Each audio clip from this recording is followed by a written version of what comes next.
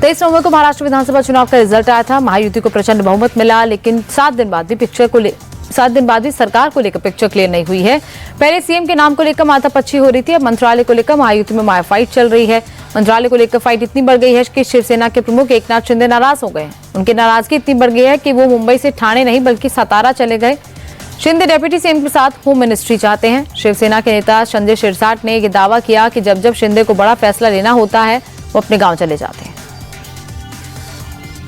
CM साहब ऐसी जो भी राजकीय पेच प्रसंग आता है, या तो उनको लगता है कि अपने को सोचने के लिए वक्त चाहिए, तो वो उनका गांव को प्रायोरिटी देते हैं। दरेगांव जाते हैं, वहां ना उनका मोबाइल लगता है ना कुछ लगता है। एक आराम से एक बड़ा निर्णय लेने का रहा तो हमेशा वो दरेगांव गए। बड़ा निर्णय तो लेंगे जरूर। ये पॉलिटिकल जो हलचल हो रही है, जो उथल पुथल हो रही है, क्या करना चाहिए नहीं करना चाहिए, उसके बारे में वो जरूर निर्णय लेंगे। एकनाथ शिंदे पहले ही मुख्यमंत्री को लेकर अपनी दावेदारी छोड़ चुके हैं, लेकिन अब वो मंत्री पद को लेकर बार्गेनिंग कर रहे हैं। एकनाथ शिंदे की शिवसेना से डिप्टी सीएम समेत 9 मंत्री बनाए जा सकते हैं, तो वहीं अजीत पवार की एनसीपी को डिप्टी सीएम समेत 7 मंत्री पद दिए जा सकते हैं। वहीं सरकार गठन में हो रही देरी पर उद्धव ठाकरे की पार्टी ने सवाल उठाया। भारतीय जनता पार्टी की ऐसी क्या मजबूरी है? इतनी बड़ी पार्टी, नरेंद्र मोदी जी, अमित शाह जैसे बलशाली नेता, जो अगर उनका कोई आदेश आता है तो सब मानते हैं, मानना पड़ता है, लोग उनसे डरते भी हैं। फिर भी 8 दिन का समय बीत चुका है, अभी तक पूरा बहुमत होने के बावजूद महाराष्ट्र को मुख्यमंत्री क्यों नहीं मिल पा रहा है? 132 लगभग 140 विधायक है बीजेपी के पास, यानी लगभग बहुमत है। उनके साथी है उनके पास, किसी के पास 60 है, किसी के पास 40 है, 200 से ऊपर का बहुमत है, लेकिन महाराष्ट्र को अब तक मुख्यमंत्री नहीं है। यहाँ जो केयर टेकर मुख्यमंत्री है वो गांव में जाकर बैठे हैं। कब शपथ लेंगे, कौन मुख्यमंत्री होगा, इस बारे में किसी के पास जानकारी नहीं है। क्यों हो रहा है ये? बात ऐसी है कि जो निर्णय यहाँ आया है वो बहुत ही अनैसर्गिक निर्णय है। राज्य की जनता के मन के खिलाफ आया हुआ यह निर्णय है। शिवसेना सिर्फ गृह मंत्रालय नहीं बल्कि वो पीडब्ल्यूडी और राजस्व मंत्रालय की मांग भी कर रही है, जबकि पिछली बार शिवसेना के पास मुख्यमंत्री पद समेत 9 मंत्री थे। पिछली बार अर्बन डेवलपमेंट मंत्रालय भी शिवसेना के पास ही था, लेकिन बीजेपी गृह मंत्रालय का पद शिवसेना को नहीं देना चाहती। 3 बड़े भाई है, तीनों भाई मिलकर काम करेंगे। अब ऐसे में प्रभारी मंत्री कौन होंगे, पोर्टफोलियो कैसे होंगे, हमारे मंत्री पद क्या होंगे, ये सबको टाइम लगता है। 1 पार्टी गवर्नमेंट थोड़ी है। हम एनडीए को लेकर चलना चाहते हैं और एनडीए मजबूत है हमारे सारे साथियों को सैटिस्फाइड करके हमें सरकार बनानी चाहिए। कोई भी सरकार में कोई भी कल जाके किसी को ये नहीं मिला, किसी को वो नहीं मिला, ये नहीं होना चाहिए।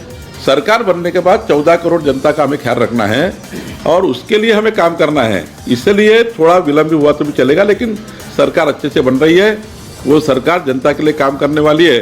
हड़बड़ी में सरकार बना देना और बाद में उसको सरकार को बार बार कोसना, ये कुछ ठीक नहीं है। अच्छे से सरकार बनेगी। हम तीनों सगे भाई है। बाकी हमारे अपोजिट वाले जो ये अपने सौतेले भाई वो गड़बड़ कर रहे हैं।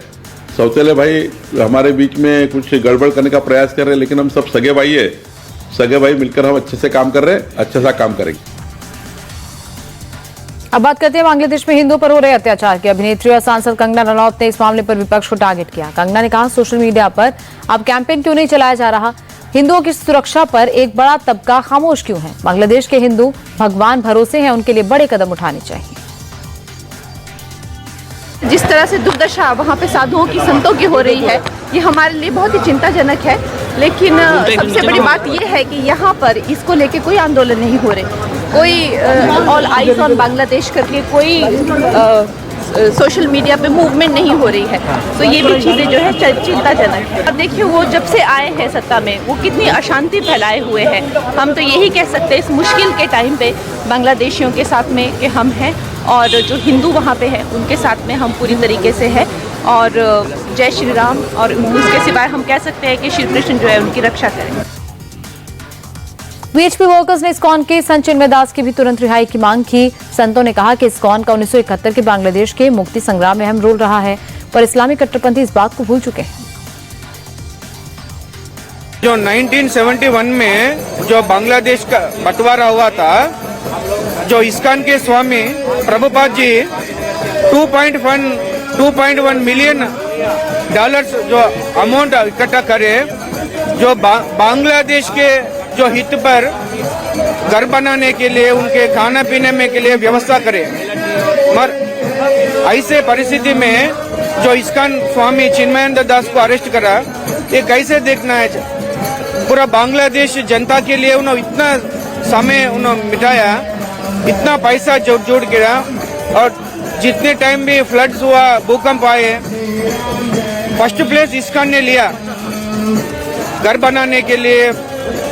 हर मुसलमान बोल के नहीं देखे उन्होंने, हिंदू बोल के नहीं देखे, फूड डिस्ट्रीब्यूशन करे। रिसेंटली जो बांग्लादेश में फ्लड आया, उसमें भी बहुत पैसे उन्होंने इन्वेस्टमेंट करे, गली गली में जाके उन्होंने खाना परोसे, खाने दिए। मगर इतना भी वो कृतज्ञता नहीं है जो इस्कॉन स्वामी को अरेस्ट करना, बांग्लादेश हिंदुओं में अरेस्ट करना, उनको मारपीट करना, अत्याचार करना। एक हिंदुस्तान के मतभेद से हमें अपील करते हैं, स्वामी जी से अपील करते हैं वीएचपी की तरफ से, save Bangladesh Hindu, save Hindu temples in Bangladesh, ये हमारा डिमांड है।